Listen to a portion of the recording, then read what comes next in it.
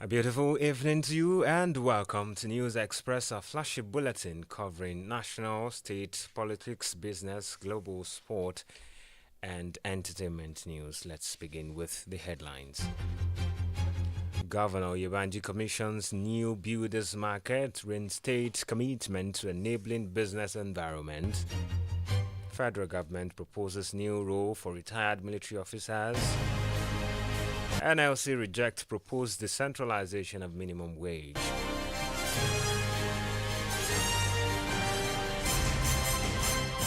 Many thanks for joining us on News Express this evening. I am Oladoyin Ayegbusi. We begin the news from home, where in a bid to further enhance commercial activities and provide a central location for sourcing building materials in the state, Ekiti State Governor Oladoyin Ayegbusi has commissioned a newly completed ultra-modern market for building materials, describing it as a milestone achievement in the state's drive towards economic growth and infrastructure development. The market, which is a public-private partnership between the state government through its trading arm, Fountain Holdings Limited, and New Frontier Development Limited, comprises of 191 lock-up shops, security posts, cafeteria, clinic, car parks, warehouse, among others.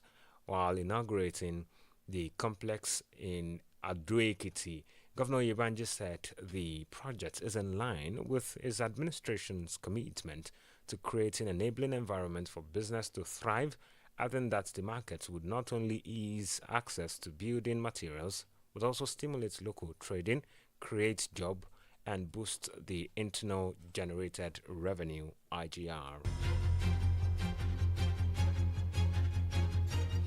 Away from Ekiti State, we now move to the federal government. Now it has negotiated the cost of the IDDO bridge rehabilitation from an initial 270 or 27 billion naira to 17 billion naira. The Minister of Works, Dave Umahi, made this known to journalists during an inspection of the bridge yesterday in Lagos. Umahi, who commended the contractor handling the project for the demonstration, says for a demonstration, a sense of cooperation, reiterated the government's commitment to prudent spending, insisting that all contractors must align with the ministry's standards and directives. Umahi noted that the project had been reviewed from mere rehabilitation to bond section to a major work.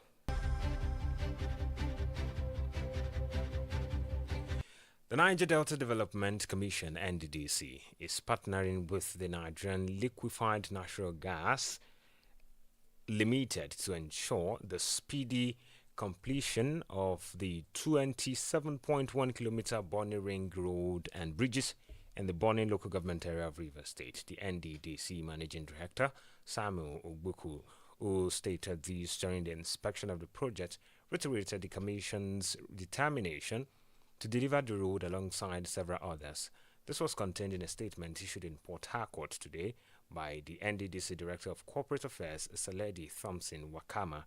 Obuku emphasized that the project's collaboration was a mandate from President Bola Tinubu.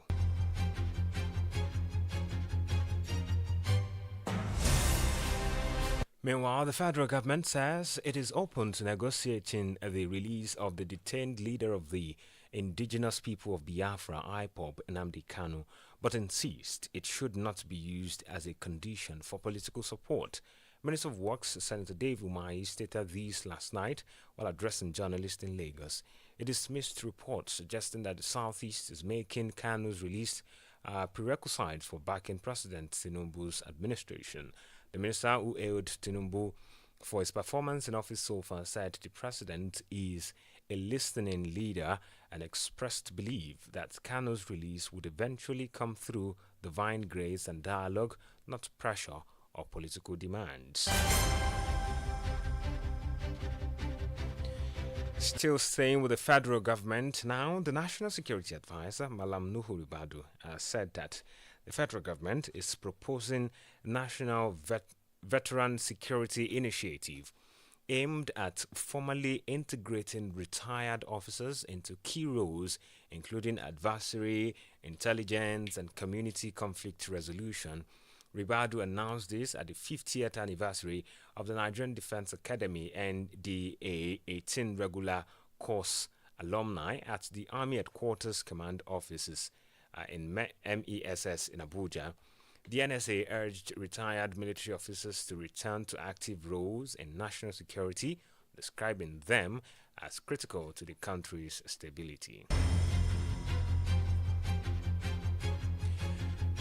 We now move to the National Assembly, where the chairman, Senate Committee on Media and Public Affairs, Senator Adeyemi Adaramodu, has given conditions based on which the Red Chamber would reinstate suspended Senator Natasha Akpoti-Uduaghan. Adaramodu, who reacted to the ruling of the Federal High Court on the matter, made it clear that the Red Chamber would not immediately reinstate Senator Natasha, representing Kogi Central, until she apologizes as directed by the court. Adaramodu said that the court judgment did not override the Senate's constitutional powers to discipline its members. You are still listening to News Express on Adamimogo 107.7 FM, Ido Ekiti. Coming up next, NLC rejects proposed decentralization of minimum wage. Do join us again. The Nigerian Army has taken custody of two of the... Get ready to dive into the latest headlines, Nigerians deported from the United in-depth stories, and breaking updates that matter to you. To face the challenge to be able to fulfill the dream and the aspiration. From local events to global affairs, we've got you covered. Stay with us as we unravel the stories shaping our world today. This is Adamimogo 107.7 FM News.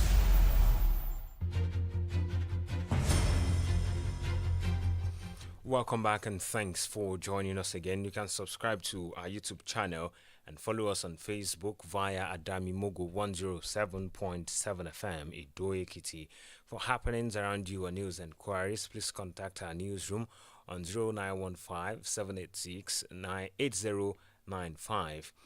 Now to the rest of the news. The Nigerian Labour Congress (NLC) has declared its opposition to any move by the National Assembly to transfer labour issues, including the matter of the minimum wage, from the exclusive legislative list of the federal government to the concurrent list. Such a change would empower individual states to set their workers' wages. NLC's President Joe Ajaero issued the warning yesterday during the National Administrative Council meeting of the Central Working Committee, which took place in Abeokuta, Ogun State. Describing the move as an exercise in futility, Ajaero argued that the issue of minimum wage is treated globally as a national matter, in line with the National Labour Organization conventions, which regard members or member country as entities, not subnational units such as states.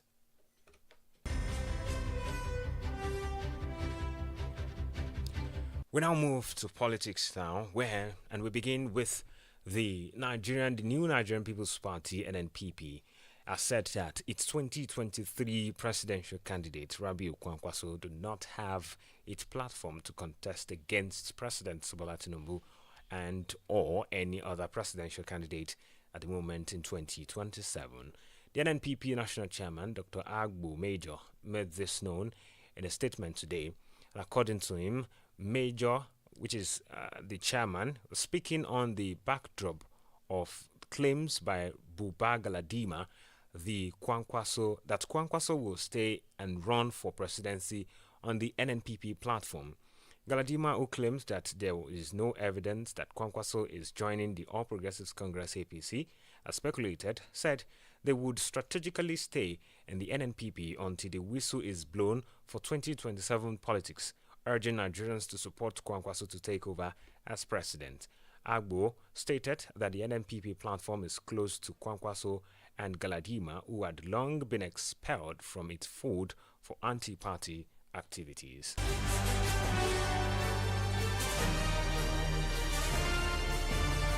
In Osun State, Governor Ademola Adeleke has dismissed rumors suggesting his defection from the People's Democratic Party (PDP), insisting he remains a loyal member and the party's leaders in the state.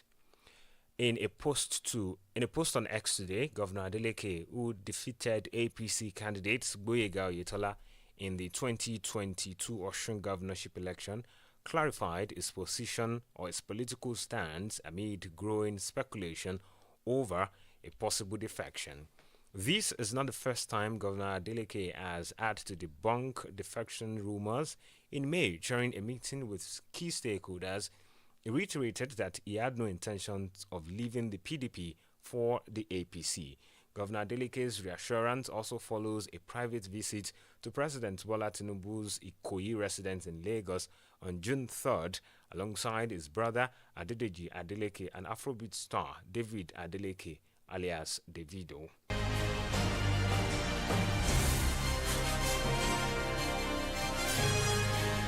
Meanwhile, former Osun State Governor and newly appointed National Secretary of the African Democratic Congress (ADC), Rauf Aregbesola, has called on party supporters to maintain decorum in political discourse and avoid attacks or insults, even amid political tensions. In a Facebook post shared after his arrival in Lagos, Aregbesola expressed gratitude to ADC members and supporters who welcomed him warmly. He reminded them that the mission ahead is challenging but achievable through discipline, unity, and issue-based engagement. Aregbesola stressed that the ADC represent a credible alternative for Nigeria's future and called on party members to confidently promote its message.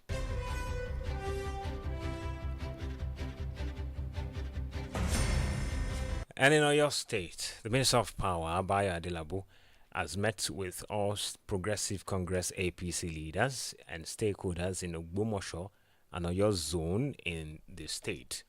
Addressing party members in Ogbomosho at the residence of one of the leaders of the party, Ayo Ade Adesheun, the minister said that the meeting was part of his consultations across geopolitical zones in the state towards realization of his governorship ambition in 2027. It therefore allayed the fear of the party stakeholders that APC would not impose any aspirant in 2027. While seeking their support towards the realization of his ambition, Adelabu pleaded for forgiveness from aggrieved members, saying they should be concerned of how the party will come back to power in 2027.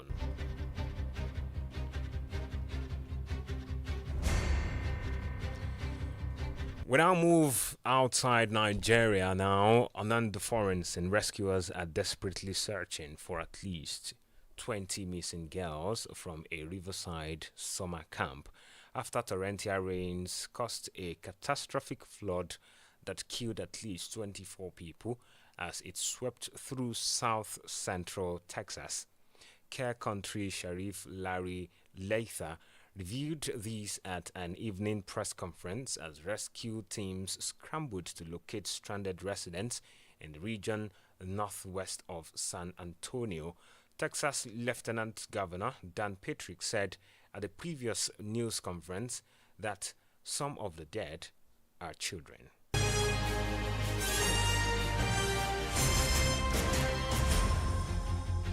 And on entertainment news this evening, Davido's manager Asa Asika has called or claimed that Afrobeats would have achieved greater success if major artists like Wizkid, Davido, and others had collaborated on a song.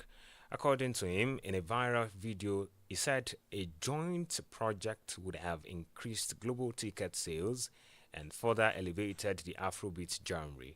The statement sparked heated debate, with some fans agreeing that a collaboration between Afrobeat's biggest stars would have been monumental, while others argue that each artist has already made significant contributions to the genre's global recognition.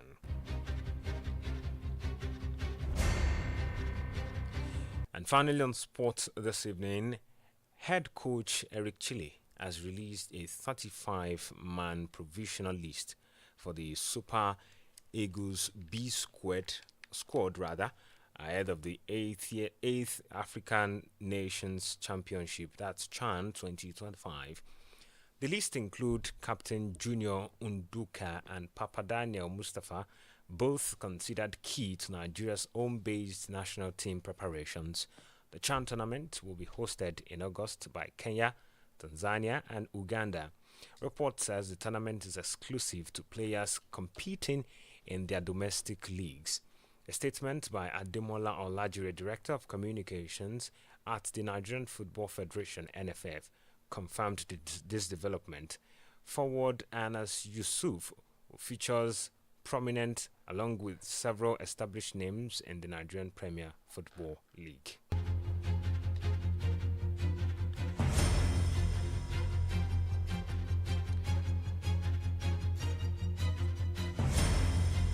Close family and friends and stars of the world of football today gathered for the funeral of Liverpool and Portugal forward Diogo Jota and his brother 48 hours after the siblings' car crashed. Recall Jota, who is 28 years old, and Andre Silva, 25, were killed earlier this week after their vehicle veered off a motorway in northwestern Spain and became engulfed in flames a week after the Portugal forward had got married.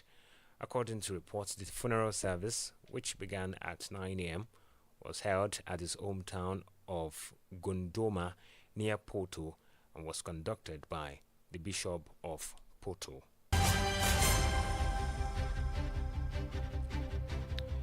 And with those sports stories, we end this edition of News Express on Adamimogo 107.7 FM, Ido-Ekiti. Just before we go, the highlight again.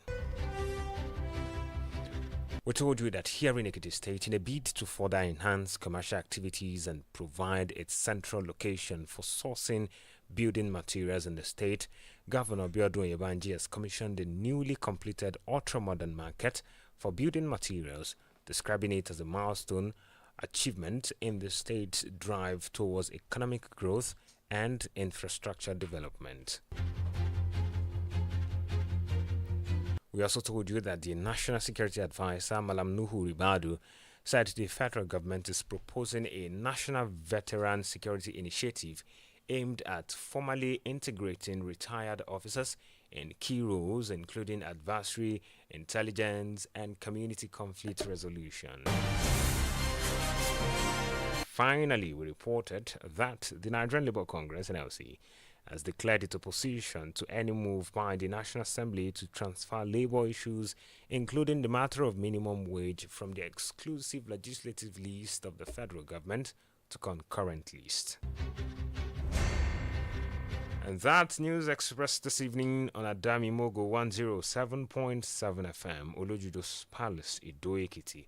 On behalf of the production crew, I am Oladoyin Ayegbusi. Many